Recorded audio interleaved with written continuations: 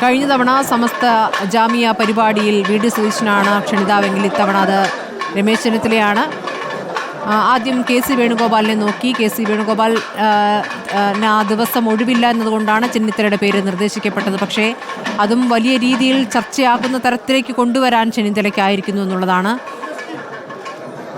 കേരളത്തിൽ കോൺഗ്രസിൽ താൻ സജീവ സാന്നിധ്യമാവുകയാണ്, താൻ മാറി നിന്നിട്ടില്ല എന്ന് ബോധ്യപ്പെടുത്താൻ ചെന്നിത്തലയ്ക്ക് ഈ ദിവസങ്ങൾ കൊണ്ട് സാധ്യമായിരിക്കുന്നു. സാമുദായിക സംഘടനകളുടെ പിന്തുണയുള്ള നേതാവ് എന്ന വരുത്തിക്കൊണ്ട് AICCയുമായി ഒരു ചർച്ച നടത്തി താൻ സമ്മർദ്ദതന്ത്രം ഉപയോഗിക്കാനുള്ള നീക്കമായിരിക്കും ഒരുപക്ഷെ ചെന്നിത്തല നടത്തുക. തന്നോട് ഹൈക്കമാൻഡ് അനീതി കാട്ടി എന്ന് കഴിഞ്ഞ ഒരു അഭിമുഖത്തിൽ ചെന്നിത്തല പറയുകയും ചെയ്തിട്ടുണ്ട്. അനീതി എന്നുള്ളത് പ്രതിപക്ഷ നേതൃസ്ഥാനത്തിൽ നിന്നും തന്നെ മാറ്റിയപ്പോൾ അതിൽ തന്നോട് ചർച്ചകൾ നടത്തിയില്ല എന്നുള്ളതാണ്. പക്ഷേ ഒരു തവണ അതിൽ പ്രതികരിച്ചൊഴിച്ചാൽ പിന്നീട് പരസ്യ പ്രതികരണങ്ങളിലേക്ക് ചെന്നിത്തല നീങ്ങിയിരുന്നില്ല. പിന്നീട് ഹൈക്കമാൻഡ് ചുമതലപ്പെടുത്തിയ കാര്യങ്ങൾ അത് കൃത്യമായി നിർവഹിച്ചു പോരുകയായിരുന്നു രമേശ് ചെന്നിത്തല. ഒരു ഘട്ടം വരെ അദ്ദേഹം ഡൽഹി കേന്ദ്രീകരിച്ച് പ്രവർത്തിക്കുകയായിരുന്നു.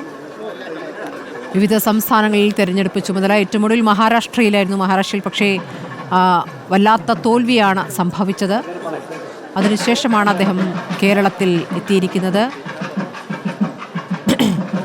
11 വർഷത്തിന് ശേഷമുള്ള പിണക്കം മാറ്റുമ്പോൾ ഇന്ന് സുകുമാരൻ നായരുടെ ഭാഗത്തുനിന്ന് എന്ത് പ്രതികരണം ഉണ്ടാകുന്നു എന്നുള്ളതാണ് പ്രധാനം. പ്രത്യേകിച്ച് വി ഡി സതീശനുമായി അത്ര നല്ല ബന്ധം സുകുമാരൻ നായർക്കില്ല. അപ്പോൾ ചെന്നിത്തലയെ പുകഴ്ത്തിയും മറ്റ് നേതാക്കളെ ഇകഴ്ത്തിയുമുള്ള ഒരു പ്രതികരണം ഒരുപക്ഷെ സുകുമാരൻ നായരിന് ഉണ്ടാകുമോ എന്നാണ് ഉറ്റുനോക്കപ്പെടുന്നത്. വേറെയും പ്രമുഖ പ്രധാനപ്പെട്ട കോൺഗ്രസ് നേതാക്കളും UDF നേതാക്കളും ഒക്കെ ഈ പരിപാടിയിലുണ്ട്.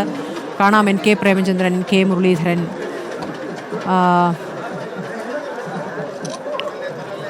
PJ കുര്യൻ അടക്കമുള്ള നേതാക്കൾ. PJ കുര്യൻ സുകുമാരൻ നായരുമായി ഏറ്റവും അടുത്ത ബന്ധമുള്ള നേതാവാണ്. ചാണ്ടി ഉമ്മനെ കാണാം അപ്പുറത്ത്. PC വിഷ്ണുനാഥ്, രാഹുൽ മാങ്കുടത്തിൽ അടക്കമുള്ള നേതാക്കൾ മുൻനിരയിൽ തന്നെയുണ്ട്. തിരുവഞ്ചൂർ രാധാകൃഷ്ണനെ കാണാം. T സിദ്ദിഖ്, ഡീൻ കുര്യാക്കസ് തുടങ്ങിയ നേതാക്കളൊക്കെയുണ്ട്. പക്ഷേ തൻ്റെ സാന്നിധ്യം ആണ് ചർച്ചയാക്കാൻ ചെന്നിത്തലയ്ക്ക് സാധിച്ചിട്ടുള്ളത്. ആ ചർച്ചയാകുന്നതിൻ്റെ സാങ്കത്യം എന്നുള്ളത് 11 വർഷമായി അകൽച്ചയിലായിരുന്നു NSS നേതൃത്വമായി ചെന്നിത്തല എന്നുള്ളതാണ്. ഋഷിപാലുണ്ട്. ഋഷിപാൽ ഈ പരിപാടിയിൽ UDFിലെ പ്രധാനപ്പെട്ട നേതാക്കളൊക്കെ തന്നെയുണ്ട്.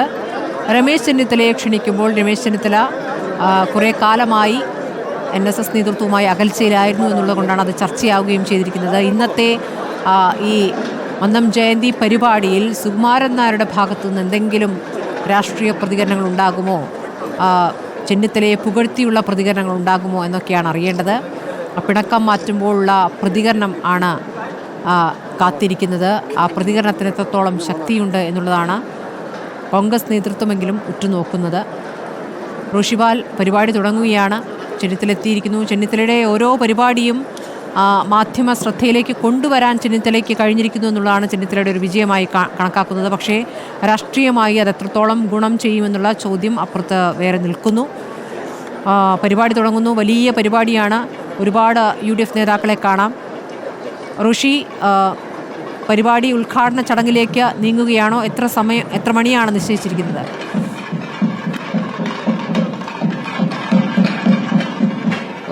സ്മൃതി, 10:30 ആണ് മന്നം ജയന്തി ആഘോഷത്തിന്റെ ഉദ്ഘാടനം നേരത്തെ നിശ്ചയിച്ചത്. പക്ഷേ ഈ മന്നം സമാധിയിലെ പുഷ്പാർച്ചന അതിപ്പോഴും പൂർത്തിയായിട്ടില്ല. സംസ്ഥാനത്തിന്റെ പല ഭാഗങ്ങളിൽ നിന്നായി എത്തിയ NSS കരയോഗത്തിന്റെ പ്രവർത്തകർ, അവർക്ക് പുഷ്പാർച്ചന നടത്താനുള്ള സൗകര്യമാണ്. വലിയ തിരക്കാണ്. രാവിലെ 6:30 മുതൽ അവിടെ ആളുകൾ ഉണ്ടായിരുന്നു. 7 മണിക്കാണ് മന്നം സമാധി പുഷ്പാർച്ചനയ്ക്കായി തുറന്നു കൊടുത്തത്. അവർ പുഷ്പാർച്ചന പൂർത്തിയാകുന്ന മുറയ്ക്ക് ആഘോഷം തുടങ്ങാനുള്ള, ജയന്തി സമ്മേളനം തുടങ്ങാനുള്ള തീരുമാനമായിരുന്നു. അതുകൊണ്ടാണ് വൈകുന്നത്. ഏതായാലും ഈ വിശിഷ്ടാതിഥികളൊക്കെ പുഷ്പാർച്ചന നടത്തി ഇങ്ങോട്ടേക്ക് ഓഡിറ്റോറിയത്തിൽ പ്രത്യേക സജ്ജമാക്കി ഈ ഓഡിറ്റോറിയത്തിലേക്ക് എത്തിക്കൊണ്ടിരിക്കുന്നു. 100 കണക്കിന് തിങ്ങി നിറഞ്ഞ ഒരു സദസ്സാണ്.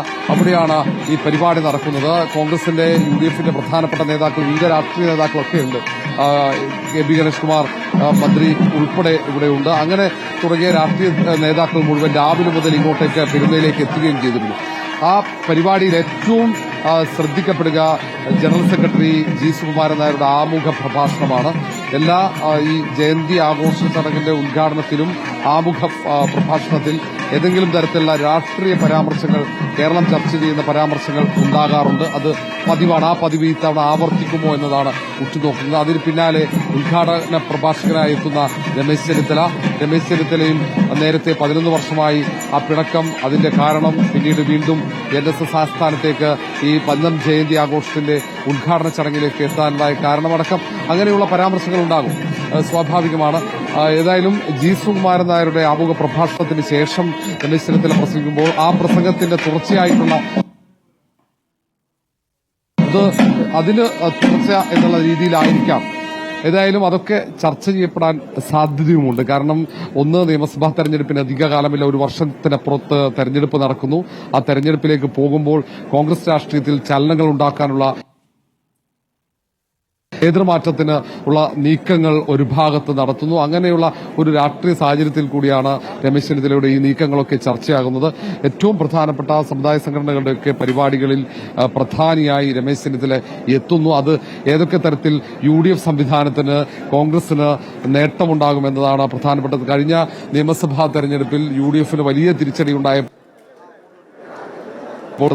ഒന്ന്, സമുദായ സംഘടനകൾ UDFിലുള്ള വിശ്വാസം നഷ്ടപ്പെട്ടിരിക്കുന്നു എന്നുള്ളതായിരുന്നു. അതുകൊണ്ട് തന്നെ ഈ തവണ ഈ നിയമസഭാ തെരഞ്ഞെടുപ്പിലേക്ക് കേരളം പോകുമ്പോൾ ഇവിടെ വീണ്ടും സമുദായ സംഘടനകൾ കോൺഗ്രസിലെ നേതാക്കളിൽ വിശ്വാസം അർപ്പിക്കുന്നു, രമേശ് ചെന്നിത്തല ഈ പരിപാടിയുടെ വേദിയിലേക്ക് ക്ഷണിക്കുമ്പോൾ എന്നൊക്കെയുള്ള വിലയിരുത്തലുകളുണ്ട്. ഏതായാലും കഴിഞ്ഞ തവണ ശശി തരൂരിനെ ക്ഷണിച്ചിരുന്നു. അന്ന് മുസ്ലിം ലീഗിലെ അടക്കം മുഖ്യമന്ത്രി സ്ഥാനാർത്ഥിയായി ശശി തരൂരിനെ ഉയർത്തിക്കാട്ടുന്ന ഒരു ഘട്ടത്തിലായിരുന്നു ശശി തരൂരിനെ മന്നം ജയന്തി ആഘോഷത്തിന്റെ ഉദ്ഘാടകനായി അന്ന് ക്ഷണിച്ചത്, NSS ക്ഷണിച്ച് ഈ വേദിയിലേക്ക് എത്തിച്ചത്. സമാനമായ ഒരു തെരഞ്ഞെടുപ്പിന് കളമൊരുങ്ങുന്ന ഘട്ടത്തിൽ രമേശ് ചെന്നിത്തലയെ ഈ NSSന്റെ ഏറ്റവും പ്രധാന പരിപാടിയുടെ വേദിയിലേക്ക് എത്തിക്കുമ്പോൾ അതുകൊണ്ട് തന്നെയാണ് ഈ ചർച്ച, വലിയ രീതിയിലുള്ള രാഷ്ട്രീയ ചർച്ചകൾക്ക് അത് വഴിയൊരുക്കിയതും. രമേശ് ചെന്നിത്തലയെ പിന്തുണയ്ക്കുന്നു സമുദായ സംഘടനകൾ. പിന്നാലെ SNDP ജനറൽ സെക്രട്ടറി വെള്ളാപ്പള്ളി നടേശന്റെ ചില പരാമർശങ്ങൾ, മുഖ്യമന്ത്രിയാകാൻ യോഗ്യൻ രമേശ് ചെന്നിത്തലയാണെന്ന് അടക്കമുള്ള പരാമർശങ്ങൾ, ഇതൊക്കെ ചർച്ചയാകുന്നു. ഇതൊക്കെ ഏതൊക്കെ തരത്തിൽ രമേശ് ചെന്നിത്തലയ്ക്ക് വ്യക്തിപരമായി നേട്ടമുണ്ടാക്കുന്നതിനപ്പുറത്തേക്ക് അത് UDFന് ഏതെങ്കിലും തരത്തിൽ ഗുണകരമാകുമോ എന്നുള്ളതാണ്. അന്ന് ഈ ചർച്ചകൾക്കൊക്കെ തുടക്കമായപ്പോൾ നേതാക്കളൊക്കെ അത് നല്ലതാണ്, ഇത്തരം പിന്തുണയും ഈ തരത്തിൽ സമുദായ സംഘടനകളുടെ വേദികളിലേക്ക് കോൺഗ്രസ് നേതാക്കൾ എത്തുന്നത് ഗുണകരമാകും എന്ന അഭിപ്രായ പ്രകടനമായിരുന്നു പ്രധാനപ്പെട്ട കോൺഗ്രസ് നേതാക്കളൊക്കെ നടത്തിയത്. ഏതായാലും ചടങ്ങ് അല്പസമയത്തിനകം തന്നെ ആരംഭിക്കും. നിറഞ്ഞ സദസ്സാണ്.